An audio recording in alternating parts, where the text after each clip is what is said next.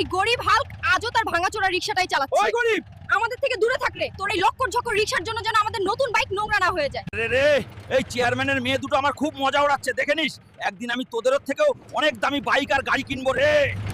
আরে ম্যানেজার সাহেব, এই গাড়িটার দাম কত রে? আরে গরিব, এটা টেসলা গাড়ি, টেসলা। তোর তো এতে বসবারও যোগ্যতা নেই, আর তুই কথা বলছিস কেনার।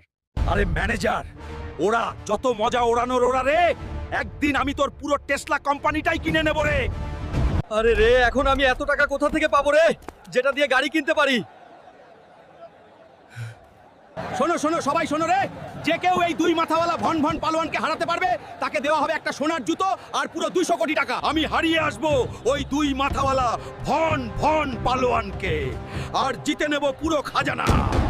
আরে বাংলাদেশে এমন কেউ কি আছে যে এই ভন ভন পালোয়ানকে হারাতে পারে? আরে বাংলাদেশে এমন কেউ জন্মায়নি যে আমাকে হারাতে পারে। হে বাংলাদেশবাসী, এই ভন ভনকে আমিই হারাবো রে।